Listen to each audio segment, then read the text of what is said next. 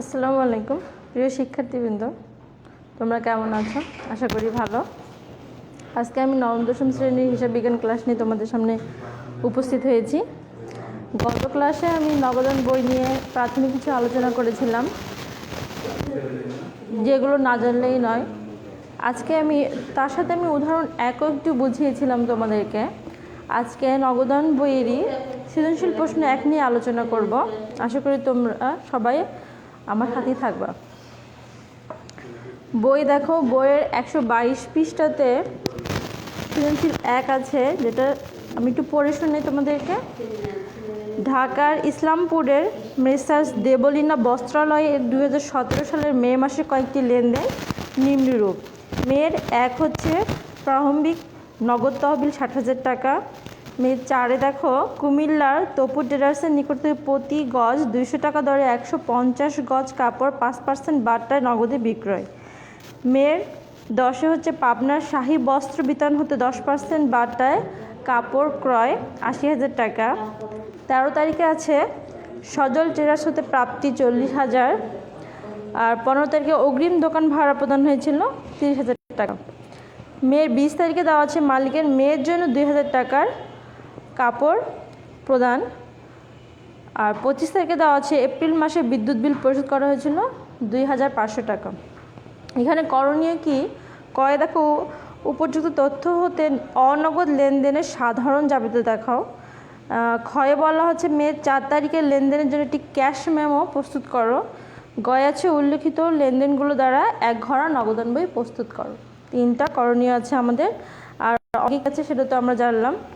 তোমরা সবাই বই সামনে নিয়ে অঙ্ক ক্লাসটা দেখবা, তাহলে বুঝতে অনেক সুবিধা হবে। বোর্ডে সবগুলো উঠিয়ে এভাবে করা সম্ভবপর হয় না। এখন কয়ে বলেছে অনগদ লেনদেন। এখন খেয়াল করে দেখো অনগদ লেনদেনগুলো কি কি। যে সকল লেনদেন বর্তমান এবং ভবিষ্যতে কোনো অর্থের আদান প্রদান করবে না, সেটা কিন্তু অনগদ লেনদেন। তাহলে অনগদ বলতে কি বোঝাচ্ছে? যে সকল লেনদেনের মাধ্যমে বর্তমান এবং ভবিষ্যতে কখনো কোনো অর্থের আদান প্রদান হবে না, সেগুলোই হচ্ছে অনগদ লেনদেন। যেমন ধরো অবচয়। অবচয় একটা হচ্ছে অনগদ লেনদেন। কেননা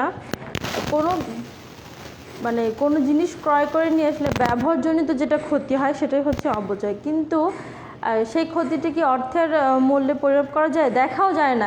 আজকেই তুমি কোনো একটা বস্তু কিনে নিয়ে আসলে, হয়তো কম্পিউটার বা ল্যাপটপ ব্যবহার করলে সেই যে নতুন দামি তুমি কিনে নিয়ে আসছিলে, সেটার কি মূল্য তুমি বিক্রি করতে গেলে পাবা? নিশ্চয়ই না।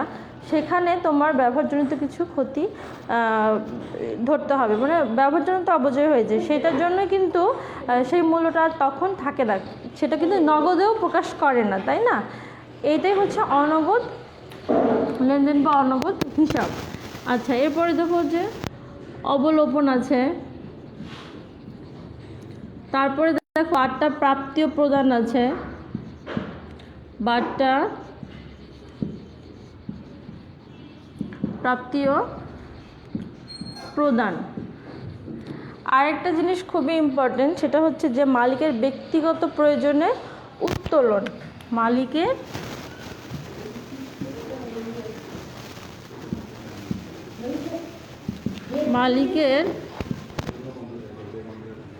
ব্যক্তিগত প্রয়োজনে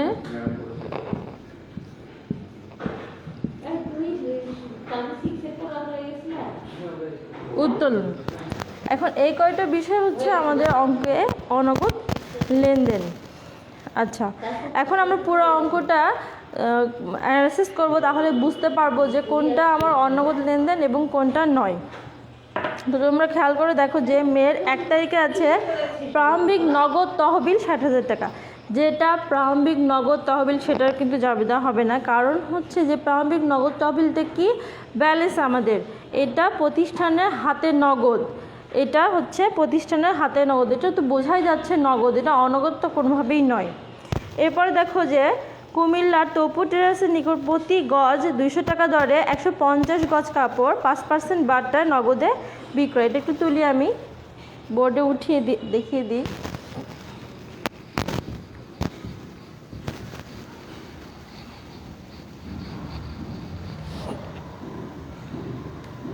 কি বলেছে মের 4 তারিখে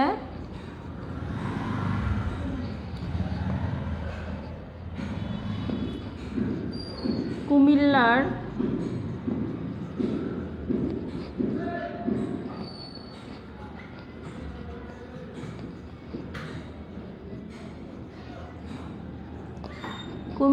তপু ট্রেডার্সের নিকট প্রতি গজ 200 টাকা দরে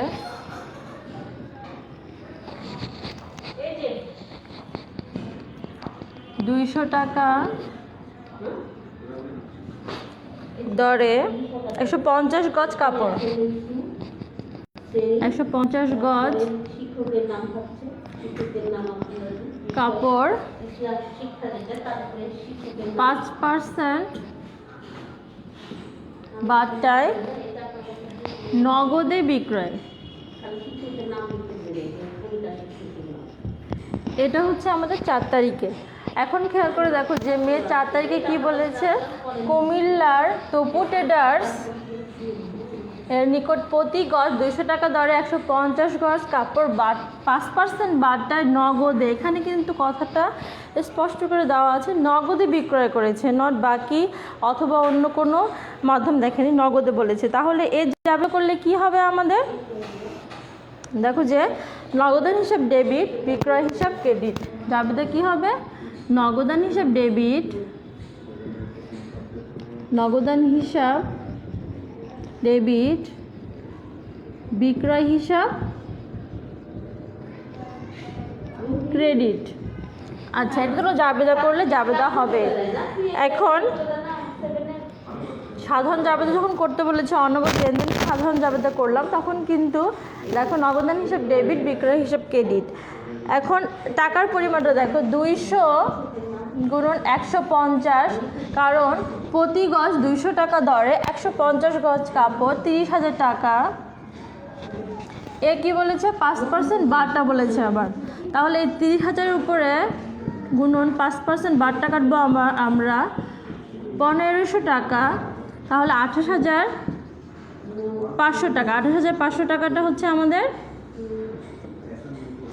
নগদান হিসেবে যে 5% বারটা যে বিক্রয় করলো, বিক্রয়লব্ধ অর্থ কত পাবে, 28,500 টাকা।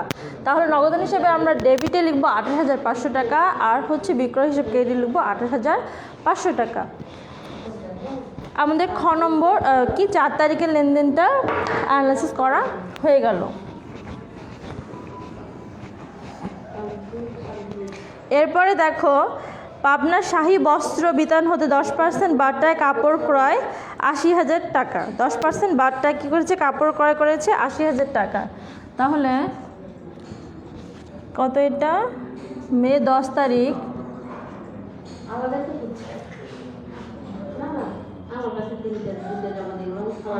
পাবনার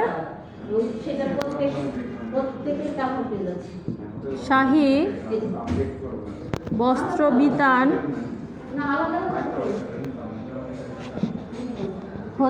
হতে 10% বারটায় কাপড় ক্রয়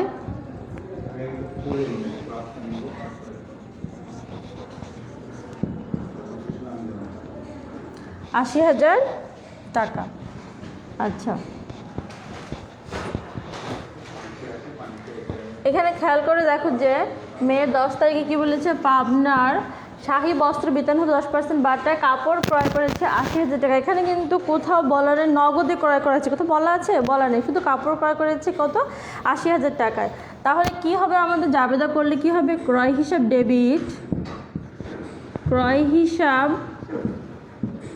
ডেবিট, আর হচ্ছে পাওনাদার বলো অথবা শাহী বস্ত্র বিতান বলো, দুটোই লেখা যাবে, পাওনাদার অবলিক শাহী বস্ত্র বিতান হিসাব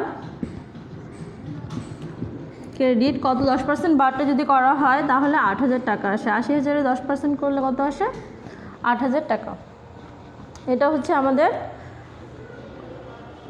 মে 10 তারিখে অ্যানালাইসিস করলাম, ঠিক আছে। এখানে কিন্তু প্রথমটাতে আমি বলেছি নগদ কথাটা উল্লেখ আছে, এটাতে কিন্তু নগদ নেই, তোমরা একটু মাথায় রাখবা সেটা। আচ্ছা,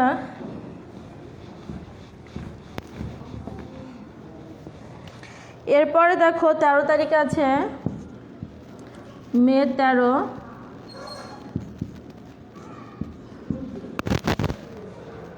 সজল ট্রেডার্স হতে প্রাপ্তি 40,000 টাকা। সজল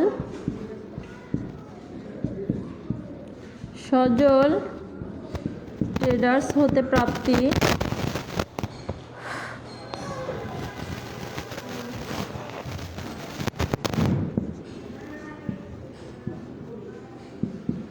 40,000 টাকা।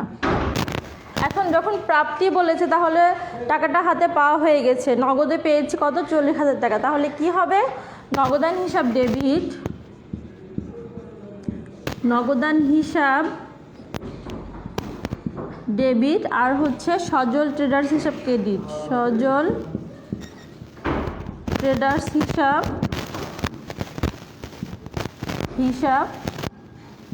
ক্রেডিট 40,000 টাকা।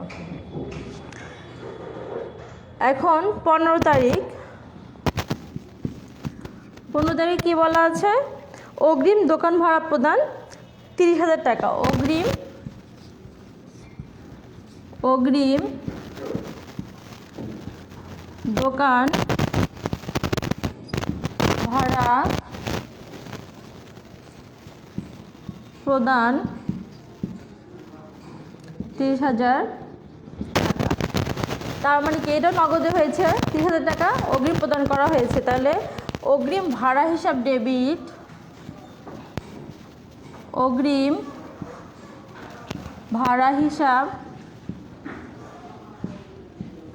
ডেবিট, আর কি হচ্ছে? নগদান হিসাব ক্রেডিট। নগদান হিসাব ক্রেডিট কত? 30,000 টাকা।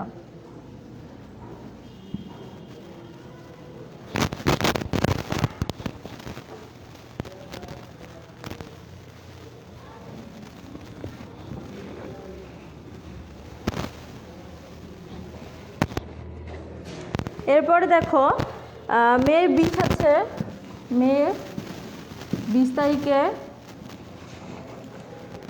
মালিকের মেয়ের জন্য 2,000 টাকা কাপড় প্রদান। মালিকের মেয়ের জন্য 2,000 টাকার কাপড় প্রদান। মালিকের মেয়ের জন্য 2,000 টাকা কাপড় প্রদান। মালিকের কাপড়টার বিজনেসটা কী ছিল? বস্ত্রালয়, দেবলীনা বস্ত্রালয়। তো সেখান থেকে মালিক তার মেয়ের জন্য 2,000 টাকা কাপড় নিয়েছে, তাই না? ব্যক্তিগত। তাহলে মালিকের কি হলো? ব্যক্তিগত উত্তোলন হলো। তাহলে এখানে কি হবে? জবাবদিহি করলে হবে উত্তোলন হিসাব ডেবিট, উত্তোলন হিসাব ডেবিট। যেহেতু নগদে কোনো টাকা পয়সা নেয়নি, কিছু নেয়নি, নগদ টাকাটা উত্তোলন করা হয়নি, কাপড় না হয়েছে, যেটা প্রতিষ্ঠানের জন্য কাঁচামাল বা প্রতিষ্ঠানের ক্রয় ছিল সেটা, তাহলে বা সেটা প্রতিষ্ঠানের কাঁচামালই বলবো আমরা, কেননা ওটা কোনো নগদ টাকা না, ওটা প্রতিষ্ঠানের ক্রয়কৃত পণ্য পুনরায় বিক্রয়ের জন্য যেটা স্টক করা হয়েছিল সেখান থেকে নিয়েছে সে। তাহলে ক্রয় হিসাব হবে ক্রেডিট। ক্রয় হিসাব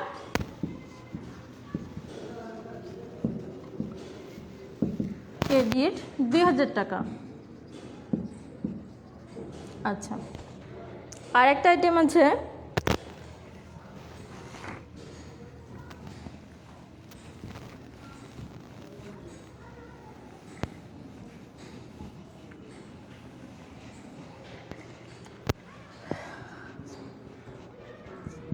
মে 25, এপ্রিল মাসে বিদ্যুৎ বিল পরিশোধ 2,500 টাকা। এপ্রিল মাসের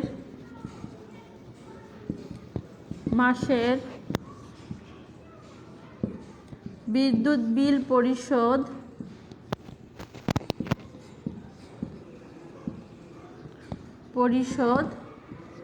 কত? 2,500 টাকা। আচ্ছা, যেহেতু নগদে বিদ্যুৎ বিলটা দেওয়া হয়েছে, নগদ চলে গেছে, আমাদের খরচ হয়েছে।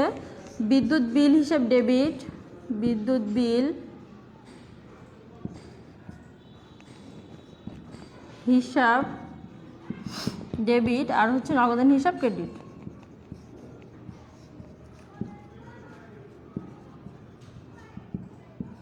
কত? 2500। আমরা কিন্তু সকল জাবেদা করলাম, শুধু অনগদটা বলেছিল, কিন্তু খেয়াল করে দেখো আমরা প্রতিটা আইটেম অ্যানালাইসিস করলাম এবং সবগুলো জাবেদা করলাম। এখন আমরা দেখব এর মধ্যে থেকে কোনটা অনগদ খুঁজে বের করতে হবে। সবগুলো করা হয়ে গেছে, এখন তোমাদের মাথা খাটাতে হবে যে কোনটা অনগদ করিয়েছি আর সবগুলো আর কোনগুলো নগদ নগদ করিয়েছি। আচ্ছা দেখো, 1 তারিখে তো বললাম ওটা আমাদের হাতের নগদ, ওর জাবেদা হবে না। আচ্ছা, 4 তারিখে ছিল কুমিল্লা তপু টেরাসের নিকট হতে প্রতি 200 গজ দরে 200 টাকা দরে 250 গজ কাপড় 5% বাটের নগদে বিক্রয়। এখানে কিন্তু নগদ কথাটা ছিল, যেটার জাবেদা কি ছিল আমাদের নগদান হিসাব ডেবিট, কারণ নগদ এসেছে, বিক্রয় করেছি, টাকা পেয়েছি, তাহলে বিক্রয় হিসাব ক্রেডিট। আমরা 5% বাটটা কেটে নগদ করলাম, তাহলে এটা তো অনগদ নয়, এটা আসবে না নিশ্চয়ই। তারপরে খেয়াল করে দেখো, মে 10 তারিখে ছিল পাবনা শাহী বস্ত্র বিতান হতে 10% বাটায় কাপড় ক্রয় 80,000 টাকা। এখানে কিন্তু কোথাও নগদ কথাটা বলা নেই, তাহলে তোমরা ধরে নিতে পারো যেটা নগদে অনগদ লেনদেন বা অনগদ লেনদেন বলে জাবেদা হবে। কিন্তু খেয়াল করে দেখো যে এখানে পাওনা ক্রয় হিসাব ডেবিট এবং পাওনাদার হিসাব ক্রেডিট হয়েছে। পাওনাদার যদি হয়ে থাকে তাহলে কি প্রতিষ্ঠানের সেই টাকাটা আমি পাবো না? কখনো পাবো না। অনগদ লেনদেনের আমি প্রথমেই বলেছিলাম যে লেনদেনগুলোর বর্তমান এবং ভবিষ্যতে কখনো অর্থর কোনো আদান প্রদান হবে না। তাহলে কি ভবিষ্যতে কি এখানে আদান প্রদান হবে না? আমি আজকে বিক্রি করেছি বা আমার হলো পাওনাদারের সৃষ্টি হয়েছে, সে কি কখনো আমাকে টাকা দিবে না? দিবে তো নাকি? আজ না হয় কাল দিবে, কাল না হয় পরশু দিবে, দিবে তো। তাহলে সেটা কি অনগদ হলো? হলো না। তাহলে এই লেনদেনটাও অনগদ নয়। মে 13 তারিখে দেখো সজল টেরাস হতে প্রাপ্তি, এই তো সরাসরি বলা হয়েছে নগদান হিসাব ডেবিট আর সজল টেরাসের ক্রেডিট। অগ্রিম দোকান ভাড়া প্রদান, এখানেও নগদ কথাটা আছে, অগ্রিম ভাড়া হিসাব ডেবিট, নগদান হিসাব ক্রেডিট। আবার দেখো মের 20 তারিখে দেখো মালিকের মেয়ের জন্য 2000 টাকার কাপড় প্রদান। এখন এখানে দেখো মালিকের ব্যক্তিগত প্রয়োজনে উত্তোলন। প্রথমে যখন অনগদ লেনদেনগুলো বলেছিলাম তখন দেখেছো তোমরা অবচয়, অবলোপন, বাট্টা এবং মালিকের ব্যক্তিগত প্রয়োজনে উত্তোলন। এই 4টা কথা আমি বলেছিলাম যে এই 4টা আইটেম যখন থাকবে তখন আমাদের বুঝতে হবে যে অনগদ। মালিকের যে মালিক তার নিজ প্রতিষ্ঠান থেকে মেয়ের জন্য কাপড় নিয়েছে, 2000 টাকার কাপড় নিয়েছে, সে কি সেই টাকাটা দোকানে দিবে? দিবে না, সেটা কোনো ভবিষ্যতে দেওয়ার কোনো সম্ভাবনাও নেই। তাহলে এটাই একটাই শুধু আইটেম যেটা অনগদ লেনদেন, এবং এর জাবেদাও করেছিলাম উত্তোলন হিসাব ডেবিট এবং ক্রয় হিসাব ক্রেডিট, যেহেতু এখানে নগদের কোনো কথা নেই। তাহলে আমাদের ক নম্বর করা হয়ে গেল। জাবেদার ছক তো আমরা সবাই জানি, নতুন করে কি বলবো? তারিখ, বিবরণ, খতেন পৃষ্ঠা, ডেবিট টাকা, ক্রেডিট টাকা জাবেদা করার পরে যোগ করে দিলেই, দুইটা ডেবিট টাকা ক্রেডিট টাকাটা যোগ করে দিলেই দুইটার যোগফল ব্যালেন্স হিসেবে আমরা দুটো টান দিয়ে সমাপ্তি করলে আছে। এই ক নম্বর কিন্তু অলরেডি আমার বোঝানো শেষ। কর্মটা বোঝানো এখন ক্যাশ মেমো প্রস্তুত কর। ক্যাশ মেমো প্রস্তুত করা এর আগেও আমি চালান ক্যাশ মেমো দেখিয়েছি, তারপরেও আজকের অঙ্ক যেহেতু আছে আমি আবার দেখিয়ে দেবো।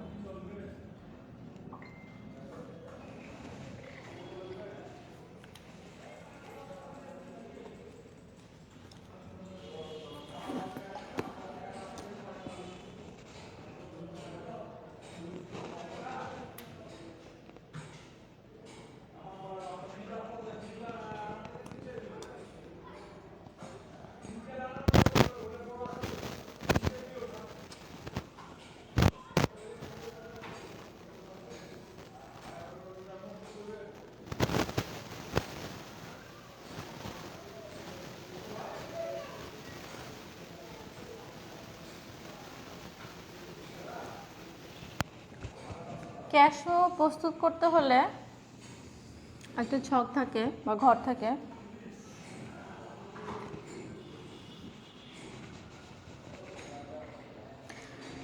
চার তারিখের লেনদেনটা বা আইটেমটা আমি মিশাইনি, যেহেতু 4 তারিখের আদলে একটা ক্যাশ মেমো প্রস্তুত করতে হবে। উপরে খেয়াল করে দেখো যে কি করে লিখতে হয় এটা। অঙ্কে দেখো যে এটা কি, ঢাকার ইসলামপুরের মেসার্স দেবলীনা বস্ত্রালয়ে। তাহলে কি হিসাব করছি, মেসার্স দেবলীনা বস্ত্রালয়, ইসলামপুর, ঢাকা। ইসলামপুর, ঢাকা। আচ্ছা, তোমরা এর আগেও দেখেছ যে ডান দিকে কি থাকে, তারিখ থাকে 4 মে 2017। আচ্ছা, ডান দিকে থাকে হচ্ছে ভাউচার নং, ভাউচার নং যদি থাকে তাহলে দিবা। ক্রেতার নাম, এখানে ক্রেতার নাম আছে না, দেখো তপু ট্রেডার্স। আর কি আছে, ঠিকানা, ঠিকানা কি হচ্ছে কুমিল্লা।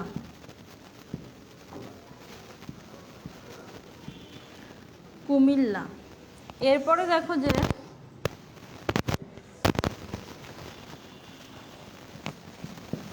তারিখ, বিবরণ, দর, পরিমাণ, টাকা। তারিখ দিয়েছি, এখানে ক্রমিক নং যদি থাকে একের অধিক তাহলে একের অধিক দিতে হবে। ক্রমিক নং, বিবরণ, দর, পরিমাণ, টাকা। একটা যেহেতু একটাই করতে বলেছে, একের অধিক না, সেটা এক দিলাম। কি বলেছে, প্রতি গজ 200 টাকা দরে 150 গজ কাপড়। প্রতি গজ 200 টাকা দরে 150 গজ কাপড়, যার মূল্য এর আগে আমরা বের করেছিলাম 30,000। বাদ হচ্ছে কারবারি বাট্টা বা বাট্টা হচ্ছে 5%। 5% বাট্টা কাটলে হয় 28,500 টাকা। এর নিচে কথায় লিখবো, এটা 28,500 টাকার নিচে বোর্ডে লেখার জায়গা কম, আমি মুখে বলে দিচ্ছি। কথায় এখানে লিখতে হবে 28,500 টাকা মাত্র, এটা আমরা কথায় লিখবো। বিক্রেতার স্বাক্ষর থাকবে ডান দিকে, আর ভুল বিশেষ দ্রষ্টব্য থাকবে কি, ভুল ত্রুটি সংশোধনযোগ্য। এটা হচ্ছে আমাদের ক্যাশ মেমো প্রস্তুত করা হয়ে গেল। তোমরা দেখে নাও, ক্যাশ মেমো এর আগেও প্রস্তুত করেছি অনেকবারই। 28,500 টাকা আমাদের 4 তারিখের যে ক্যাশ মেমো ছিল প্রস্তুত করতে বলছে, সেখানেও 28,500 টাকা হচ্ছে আমাদের কুমিল্লা তপু টেরাসের যে ক্যাশ মেমো প্রস্তুত করলো সেখানকার হিসাব। দেখো এখন আমরা করণীয় গ দেখব। গয় কি বলেছে, 1 ঘর নগদান বই প্রস্তুত করতে বলেছে, তাই না? 1 ঘর নগদান বই প্রস্তুত করতে বলেছে। সবগুলো দিয়ে এখন আমরা 1 ঘর নগদান বই প্রস্তুত করব। তাহলে 1 ঘর নগদান বই ছকটা একটু এঁকে নিই।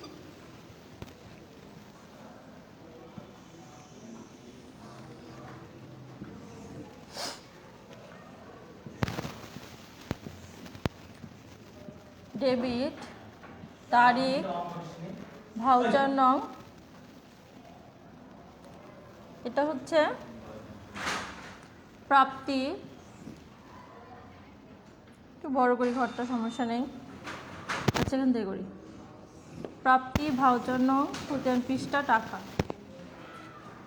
তারিখ, প্রদান, ভাউচার নং, প্রতিদান পৃষ্ঠা, টাকা, ক্রেডিট।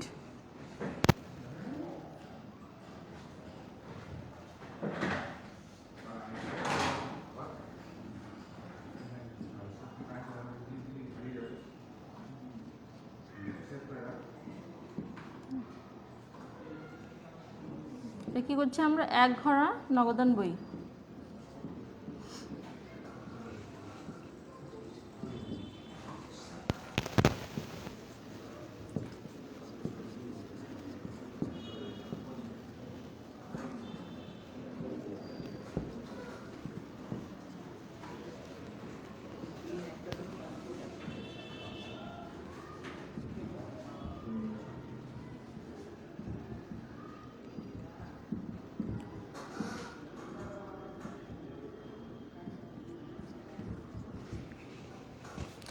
আচ্ছা দেখো, যেখানে মেয়ের 1 তারিখে আছে কি প্রারম্ভিক নগদ তহবিল 60,000 টাকা, যেটা আমাদের হাতে নগদ। তাহলে হাতে নগদ সবসময় কি হয়? ডেবিট ব্যালেন্স দেখিয়ে থাকে। 2017 মেয়ের 1 তারিখ নগদ উদ্বৃত্ত বা ব্যালেন্স বিডি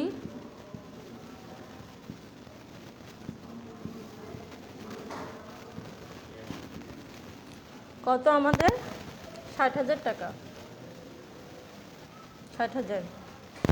মেয়ের 4 তারিখে দেখো বিক্রয় করা হয়েছে তপু টেরাসের নিকট, যেটা আমরা করলাম কুমিল্লার। তাহলে হচ্ছে বিক্রয় হিসাব লিখি আমরা, এত কিছু লিখতে পারবো না। বিক্রয় হিসাব আমরা এই আইটেমটা অনেকবার করেছি, এবার করে দেখা যাচ্ছে যে 5% বাদটা কেটে 28,500 টাকা হয়।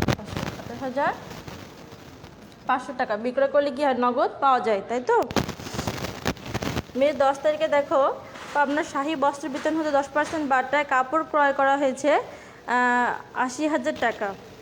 এটা নগদে হয়নি, নগদ ছাড়া কিন্তু এক ঘর নগদ আনবে, কিন্তু নগদ ছাড়া কোনো অনগদ লেনদেন আসবে না, বাকিতেও আসবে না, তোমরা শুধু নগদ লেনদেনই এখানে আসবে। যেহেতু এটা নগদে হয়নি, এটামটা এখানে আসবে না। মে 13 তারিখ হচ্ছে সজল টেরাস হতে প্রাপ্তি। প্রাপ্তি তো সরাসরি বলাই আছে এখানে। মে 13 তারিখে সজল ট্রেডার্স হিসাব কত টাকা পেয়েছে এখানে? 40,000 টাকা। আচ্ছা, এরপরে দেখো অগ্রিম দোকান ভাড়া প্রদান। মেয়ের 15 প্রদান হলো টাকা, অর্থ চলে গেল দোকান ভাড়া, অগ্রিম দোকান ভাড়া বা অগ্রিম ভাড়া হিসাব। অগ্রিম ভাড়া হিসাব কত টাকা আছে এখানে? 30,000 টাকা। 30,000। এরপরে দেখো 20 তারিখে মে 20 তারিখে, এটা তো আসবে না, অনগদ লেনদেন খুললে অনগদ, এটা তো আসবেই না। মে 25 তারিখ আছে এপ্রিল মাসে বিদ্যুৎ বিল পরিশোধ করা হয়েছে 2500 টাকা। পরিশোধ করলে কি টাকা চলে যায়? বিদ্যুৎ বিল হিসাব কত? 2500 টাকা। এখন আমরা ব্যালেন্স বের করব, আর কোনো আইটেম নেই। যেহেতু হাতে নগদ যেখানে থাকে, যেখান থেকে মোট অ্যামাউন্টটা থাকে, হাতে নগদটা হচ্ছে হিউজ পরিমাণ অ্যামাউন্ট হাতে থাকে, সেখান থেকে তো আমরা খরচ করি। তো সেই ডেবিট কলামটা যোগ করলে দেখবো ম্যাক্সিমাম সময় ডেবিট কলামে যোগ করলে বেশি হয়ে থাকে। তাহলে আমরা ডেবিট দিকে যোগ করলে কত হবে? 1,28,500 টাকা, যেটা আমার উভয় দিকেই লিখতে হবে। 1,28,500 টাকা। 500 টাকা। এখন ডেবিট দিক থেকে এর দিক যে পার্থক্য বের করবো, এটা যোগ বিয়োগ করলে আসবে 96,000 টাকা। 96,000 টাকা। এটা হচ্ছে আমার মেয়ের হলো 31/30 মাসের শেষ তারিখটা লিখবা। তো হচ্ছে ব্যালেন্স সিডি, যেটা পরবর্তী মাসের 1 তারিখে মানে জুনের 1 তারিখে ব্যালেন্স বিডি হিসেবে চলে আসবে। ব্যালেন্স বিডি হচ্ছে আমার 96,000 টাকা। তাহলে এক ঘর নগদান বইয়ের ব্যালেন্সটা যেটা বের হলো, সেটা আমাদের ব্যালেন্সটা হলো 96,000 টাকা। এই ছিল শিক্ষার্থীরা সৃজনশীল প্রশ্ন 1, যেখানে ক, খ এবং গ তিনটাই আমরা কীভাবে করতে হয় জানলাম এবং শিখলাম। আশা করি তোমরা বুঝতে পেরেছ। অন্যদিন আরেকটি সৃজনশীল প্রশ্ন নিয়ে তোমাদের সামনে উপস্থিত হব। আজ এ পর্যন্ত। তোমাদের সুস্বাস্থ্য এবং মঙ্গল কামনা করে এখানেই রাখছি। আসসালামু আলাইকুম। আপনাকে।